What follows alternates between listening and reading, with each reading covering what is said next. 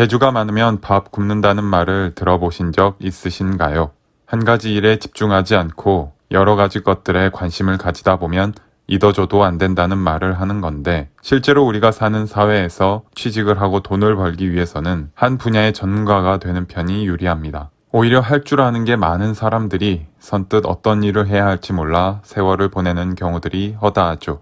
좋은 직업이 있어야 잘 생존할 수 있기에 많은 사람들은 전문가가 되기 위한 교육 과정을 당연하게 받아왔고, 한 우물만 파는 것을 미덕으로 배워왔습니다. 이 책에서 말하는 폴리매스, 즉 여러 분야에 뛰어난 박식한 사람을 말하는 건데, 저의 첫 인상은 솔직히 현실적이지 않다고 생각했습니다.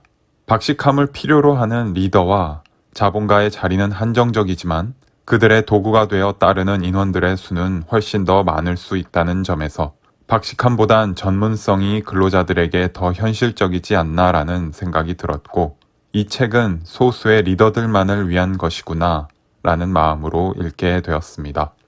물론 고객의 경험이 중요해진 시장에서 많은 회사들은 다양성을 중시하며 사람을 기용합니다. 요즘의 IT 회사 같은 모든 팀원이 적극적인 리더가 되어야 하는 근무 환경들도 존재합니다. 하지만 그 외 더 많은 사람들에게 적용되는 다른 일터들에서는 관리자가 근로자를 어떻게 관리하는가에 따라 회사의 손실과 수익이 달라집니다. 관리자에겐 박식함이, 근로자에겐 전문성이 중요하죠. 미래의 이런 일터들은 AI에 대체된다고도 하는데 개인적으로는 아직 회의적입니다. 그럼에도 불구하고 이 폴리매스를 읽으며 깨닫게 되는 부분들이 있습니다. 이 책이 서두에서 말하고자 하는 바는 결국 인간은 본성적으로 폴리매스적, 즉 다양한 일들을 추구하게 되어 있고, 한 가지 일만을 강요받는 것은 그 사람의 시야와 사고력을 제한한다는 것입니다. 시대의 이름을 날린 많은 전문가들이 한 가지 분야에만 오랜 세월 집중해서 그 업적을 이룬 것 같지만 의외로 다양한 부업이나 취미 활동에 열중했다는 사실입니다. 이 부분은 분명 모든 사람에게 적용될 수 있습니다. 인생의 목표가 직업을 구하는 것이 될 때가 많아 그 후에 안주하는 저의 1차원적인 생각에 일침을 놓았네요.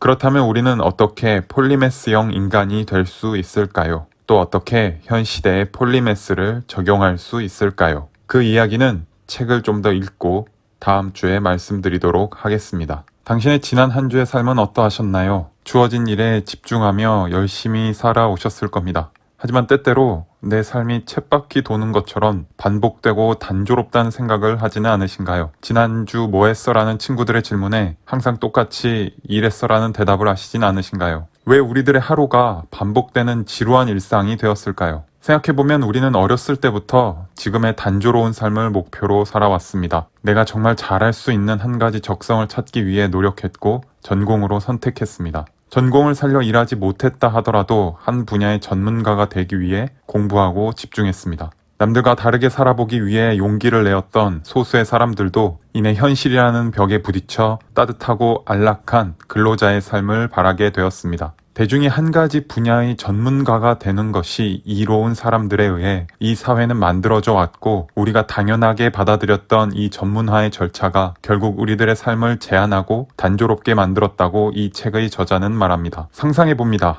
지금 우리는 하루에 8시간씩 또는 그 이상 한 가지 일에 매진하고 있는데, 만약 2시간씩 전혀 다른 3가지 일을 한다면 우리들의 삶은 어떨까요? 흥미롭겠다는 생각보단 걱정과 비판적인 생각이 먼저 떠오르시진 않았나요? 우리는 오랫동안 박식함을 천시하는 문화에 길들여져 왔습니다. 한국만 재주 많은 사람을 경제적 무능자로 비판하는 건 아니었습니다. 폴란드에서도 박식한 사람을 향해 직업이 7개인데 8번째 직업은 가난이라고 하고, 체코에서는 재주가 9개인데 10번째 재주가 불행이라고 한다고 합니다. 하지만 앞으로도 그럴까요? 평생 직장이라는 게 없어지고 회사를 다닐 수 있는 나이는 적어지지만 더 오래 살게 된 우리들이 생존하기 위해서 한 분야에만 집중하는 게 정말 우리의 경제적 안락함을 보장시켜 줄까요? 한 가지 일에 8시간 집중하는 삶보다 2시간씩 3가지 다른 일을 하는 것이 더 흥미롭게 느껴지는 이유는 우리 인간 본성이 다양한 일들을 감당할 수 있는 존재들이기 때문입니다. 우리는 짙게 깔린 사회 편견을 깨고 시야를 넓혀야 합니다. 저자는 현재와 같은 전문화 시스템은 자아 실현을 방해하고 창의성을 옥죄고 생존 능력을 떨어뜨리고 무지와 편견을 조장하고 1차원적이고 단조로운 삶을 제공한다고 말합니다. 직장을 그만둘 수는 없으니 부업이나 취미 활동을 하는 것부터 시작해 볼 수 있을 겁니다. 여러분들의 다음 주는 좀 더 즐거운 한 주가 되기를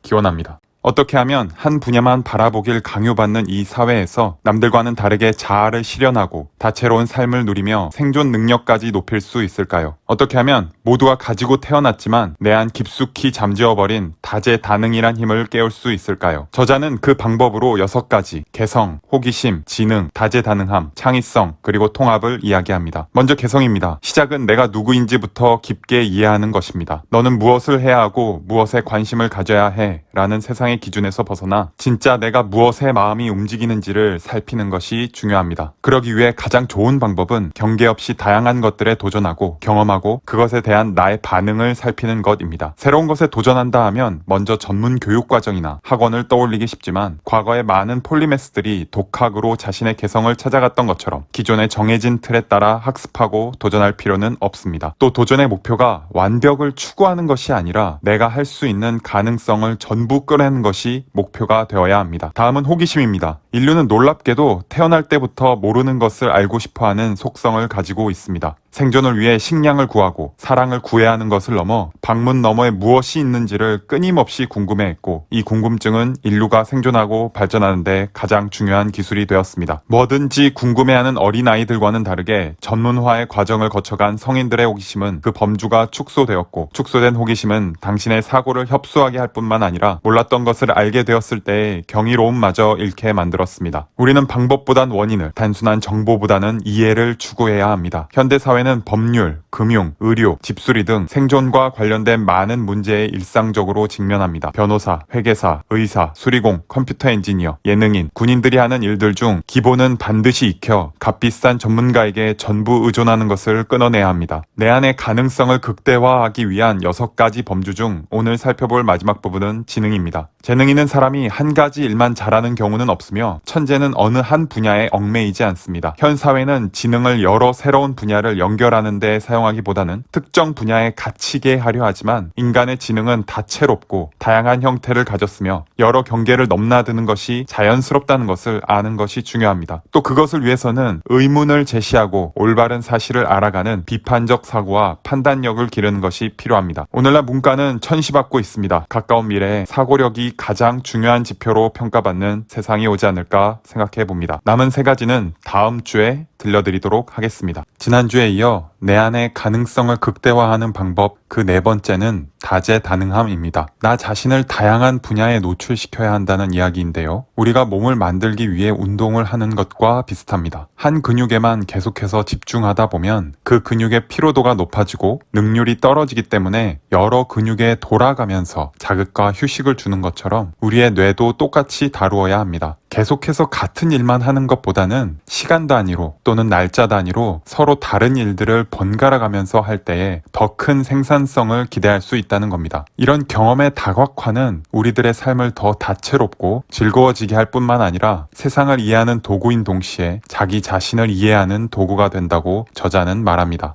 또 한 우물만 파는 사람이라 해도 경험을 다각화하는 데 시간을 투자하면 자신이 하는 일에서 새로운 발상을 하고 사고를 전환할 가능성이 올라간다고 말합니다. 짧은 적용으로 우리가 일을 할 때에 잠깐 시간을 내어 음악을 듣는다거나 그림을 보는 등의 행위를 할 수 있겠죠. 만약 예술 분야의 일을 하시는 분들이라면 그 반대가 될 것입니다. 5번째는 창의성입니다. 창의성은 인류 역사를 발전시키는데 큰 부분을 차지했고 단연코 우리 개인의 발전을 위해서도 사용할 수 있습니다. 창의성은 단순히 음악이나 미술, 춤이나 영화 같은 예술에만 적용되는 것은 아닙니다. 모든 분야에서 새로운 개념과 혁신적인 문제 해결책은 창의성에서 나온다는 것을 기억해야 합니다. 그렇다면 창의성을 어떻게 가질 수 있을까요? 저자는 창의성이란 다양한 경험과 지식을 통합하는 과정이 무의식 속에서 진행되다가 어느 순간 창의적인 아이디어가 나오는 것으로 보인다고 말합니다. 과학적 경험과 예술적 경험이 연결될 때 전혀 달라 보이는 어떠한 분야들의 결합이 창의적인 아이디어를 만든다고 말하는 것입니다. 즉, 창의성은 다재다능함을 촉진시키고 다재다능함은 창의성을 촉진시킵니다. 마지막으로 통합성입니다. 한마디로 넓은 시야로 현상을 바라보는 것인데요. 예를 들어 연기, 시, 음악, 회화 중 어느 것이 가장 좋냐는 질문에 그것을 구분짓지 않는다고 답하는 것입니다. 직면하고 있는 현상을 이해할 때 그 현상만을 바라보는 것에서 한 발 물러나 경계 없이 모든 지식을 통합해서 전체적 그림 안에서 의미를 파악하는 것입니다. 다음 주에는 폴리메스를 마무리하도록 하겠습니다.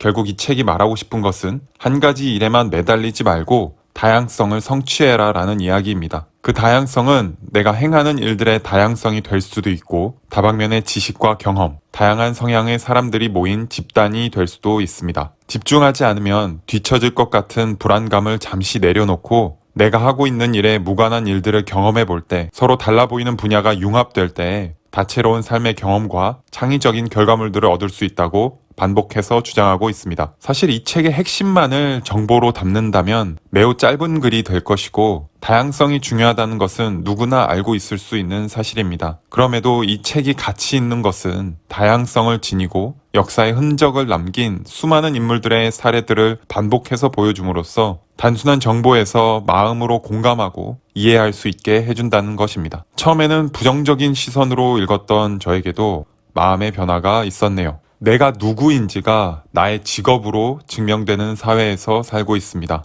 우리는 생존하기 위해 언제나 사람들의 인정을 목말라 하고 인정받기 위해 단 하나의 직업에 머무르려는 성향을 가집니다. 하나의 직업에 내 온 힘을 쏟아 집중할 때 그 직업에서 성공할 확률이 높다는 믿음과 함께 말이죠. 하지만 우리들의 그 생각이 틀렸을 수도 있겠습니다. 내가 다채로운 직업에 내 노력을 분산시키더라도 나의 성공 확률이 오히려 높아질 수도 있겠습니다. 들어주셔서 감사합니다.